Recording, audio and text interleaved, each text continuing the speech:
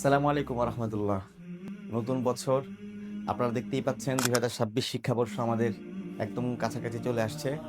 তো আমরা ডিসেম্বরের 18 তারিখ থেকে নিয়ে ডিসেম্বরের 31 তারিখ পর্যন্ত মাদ্রাসা শিক্ষা কার্যক্রম যেহেতু বন্ধ রাখি, সেই সময়টাতে আমরা আমাদের এই ধুলাবালি পড়ে যাওয়া ওয়ালগুলোকে আমরা নতুন করে ঘষে মেজে নতুন করে নিচ্ছি। এই যে দেয়ালটার দিকে একটু লক্ষ্য করুন, এখানে একটা লেটার এ দেখতে পাচ্ছি।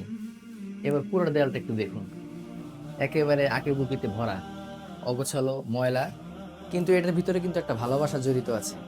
বাচ্চারা যখন জানুয়ারিতে প্রথম ভর্তি হয়, যখন কোনো পড়া সে শিখে, লেখা শিখে, তখন সে খুব খুশি হয় এবং তার এই খুশি সে খাতায় প্রকাশ করার পাশাপাশি সে আশেপাশে যা কিছু পায়, দেয়াল, টেবিল, সবকিছুতেই তার এই লেখার একটা স্মৃতি সে ওখানে ধরে রাখে।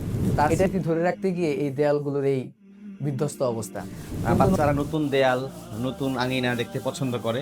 সেই হিসাবে আমরা সারা বছর যেহেতু ব্যস্ত থাকি, বাচ্চারা সেই সুযোগটা পায় না। রুমগুলো নতুন করে সাজিয়ে তোলার সেই ফুরসত আমাদের হয়ে ওঠে না। এই জন্য আমরা এই বছর শেষের এই সময়টাকেই বেছে নেই। প্রতিটি ক্লাসরুম এখন নতুন সাজসজ্জিত হচ্ছে ইনশাআল্লাহ।